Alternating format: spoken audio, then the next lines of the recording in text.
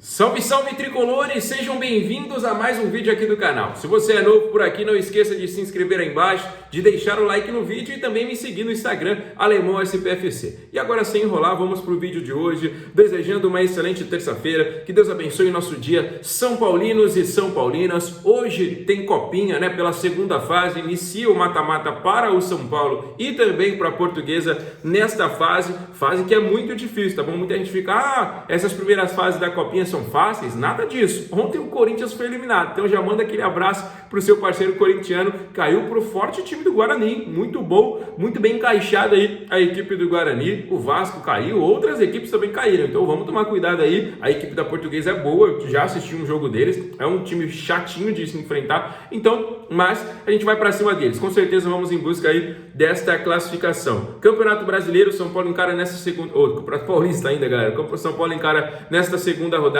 a equipe do São Bernardo, que estreou goleando, é um forte time que está de volta aí a Série B do Campeonato Brasileiro, tá voando, tá um time bom também, então a gente vai ter uma dificuldade de encarar a equipe deles, então será uma semana decisiva, muito também por conta da votação do impeachment, que tá uma briga na justiça. O presidente do Conselho Deliberativo, Outen Ares, tinha aumentado o quórum, né, que de 171 conselheiros para 191 para o Júlio Casares ser impeachmentado, tinha colocado a votação presencial, aí conseguiu a oposição na justiça para que a votação fosse de maneira híbrida, né, presencial e também online, e que o número de conselheiros fosse 171 novamente. Aí a defesa do Júlio Casares recorre e aí tá nessa briga até que a votação aconteça, que seria na quarta, foi para sexta, voltou para quarta, foi para sexta de novo. Então tá essa bagunça. Teve matéria no Fantástico, tá essa bagunça o São Paulo. E para mim, o português, claro,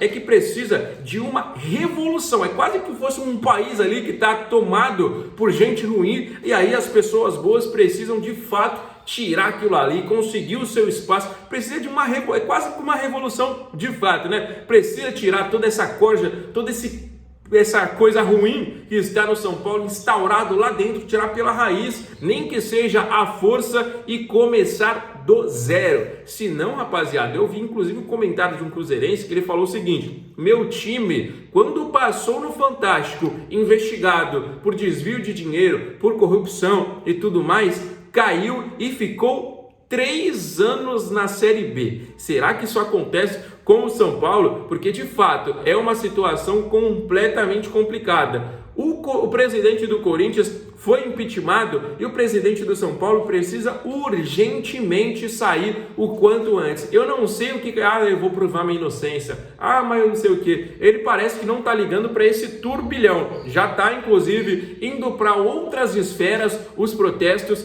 E, mano, precisa sair. Não tem hora que não tem mais como. Não tem jeito de você continuar. E isso precisa ser feito. É uma relação que já não é saudável, já faz muito tempo. E fica nessa, com esse discurso bonito, com conversas políticas, com não sei o que, e continua a mesma coisa, né, rapaziada? Então, o quanto antes essa relação precisa acabar. Falando do campo, né, como eu disse para vocês, a gente encara o São Bernardo nesta segunda rodada do Campeonato Paulista. Muita gente está falando aí sobre a declaração do Crespo, né? O Crespo falou o seguinte: olha, pelas saídas que a gente teve pelo elenco, a gente precisa de pelo menos 5 ou 6 reforços. Pelo menos, não tem como ser um número menor do que isso. E até agora, Danielzinho chegou, inclusive estreou, Coronel já chegou, também foi apresentado, agora o Dória, né, que foi anunciado no dia de ontem, já tá com o elenco aí também treinando, assinou por 2 temporadas, é o terceiro reforço. Se a gente for contar o Lucas Ramon, que a gente ainda não sabe se chega agora ou se chega em maio,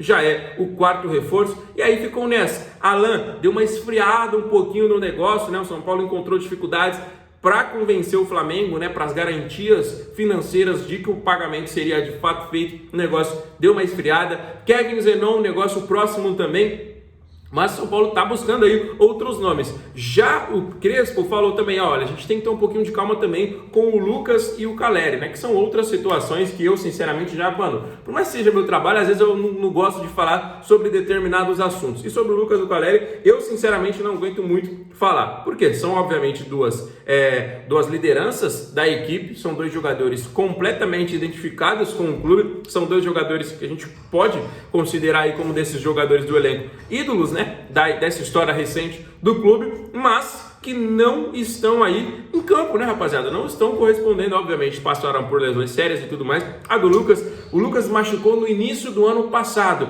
e aí ficou nessa, volta, não volta, volta, não volta, volta, não volta. O Caleri a gente já imaginou, só que o Caleri tinha uma previsão até para voltar nas últimas rodadas de 25, mas o que foi dito para o torcedor foi o seguinte: olha, ele não vai voltar nessas últimas rodadas, porque a gente vai fazer um cronograma especial, e aí ele está pronto para jogar em 2026, beleza? A torcida acatou aí, mas aí chega na primeira partida, ele sequer foi relacionado. A informação que a gente obteve é de que para amanhã também não. Lucas Moura, mesma coisa. E aí vai ficando, né? A gente não tem muitas notícias. Agora, né, tá começando a aparecer os boletins nas redes sociais.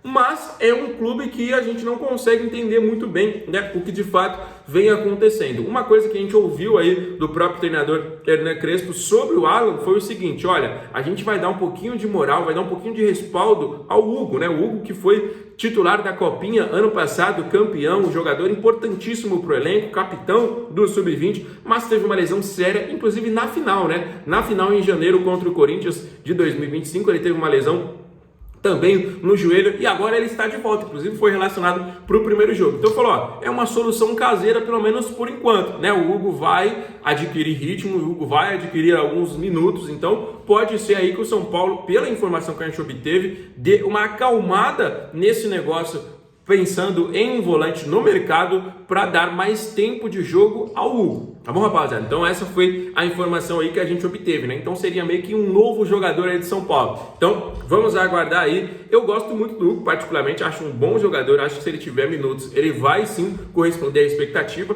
E eu sempre falo aqui para vocês, quem me acompanha sabe disso. Se for para trazer um jogador apenas para ser banco, apenas para compor elenco, que não seja para ser o titular, eu sou da filosofia que tem que dar oportunidade para a molecada da base. Porque você contrata um jogador, seja o Alan, seja o Kevin Zenon, seja qualquer um desses. Você vai contratar o jogador, ele não vai ser titular, vai ser só para ficar no banco. Aí você tem, de fato, a negociação, aí você paga um salário alto para um jogador, seja o Kevin ou seja o Alan, você paga um salário alto, você paga a luva para ele, para o empresário, para o clube, você paga não sei o quê. Aí se você quiser amanhã rescindir com o jogador, tem valor não sei o quê, tem premiação alta, tem não sei o quê. Então, se você vai contratar um cara só para ele ficar no banco, para ele compor elenco, usa um garoto da base. A base do São Paulo é boa, é uma das melhores do mundo. A estrutura que a gente tem, o investimento que a gente faz, beleza que na gestão Júlio Casares a gente está trocando isso por pinga, né? A gente revela um grande jogador, o Rian Francisco foi revelado. Mas aquele clube ali ofereceu uma bola, 2 coletes, aquele clube ofereceu 2 pão de queijo, aquele clube ali ofereceu pagar o almoço, e aí a gente está negociando as joias que tem no São Paulo. Mas é um investimento que deveria ter melhor retorno, pelo menos nesses últimos anos, seja com o Hugo, seja com o Rian Francisco, ou seja com qualquer peça desse elenco que vem surgindo, né? Para quem está acompanhando a Copinha agora em 2026, que hoje inclusive tem jogo, nós temos bons jogadores por lá. Eu gosto muito do Igor Felisberto, o lateral, o próprio Nicolas era para estar, não estava com idade, mas já subiu pro profissional. O Paulinho é um grande atacante, o Pedrinho, camisa 10, joga muito, é um moleque que pode surgir bem também. TT, atacante, habilidoso, rápido, 1 contra 1, realmente ele é muito qualificado, então tem boas peças. O Hugo é um exemplo do que eu sempre falo, mas parece que teve que dar murro em ponta de faca em muitas outras coisas. E outra, para você contratar Dória, para você contratar jogadores do nível do Danielzinho, do Sabino, de muitos outros aí, eu prefiro você dar oportunidade para o moleque da base, porque o moleque teve oportunidade, não jogou bem, vai embora, empresta, vende, mas você não vai ter tantos custos com ele, porque ele já é jogador do clube. O máximo que você vai fazer ali é assinar um contrato profissional, uma renovação ali com menores investimentos, mas aí ele já é jogador do clube, e aí se ele não for bem, se ele não aproveitar as oportunidades, você vende, você empresta, você rescinde, mas você terá menos custos com essas operações. Só que parece que os dirigentes do São Paulo gostam dessas operações. A gente sabe que tem aquele negocinho aí, que inclusive está sendo investigado, essa questão de desvio de dinheiros em contratações no futebol profissional e também nas categorias de base. Por isso que a gente vê tantas contratações sem sentido, né, rapaziada? Mas Esse é o retrato do São Paulo atual. Salvem, já dizia o hino do São Paulo, salve o tricolor paulista, porque de fato está precisando ser salvo.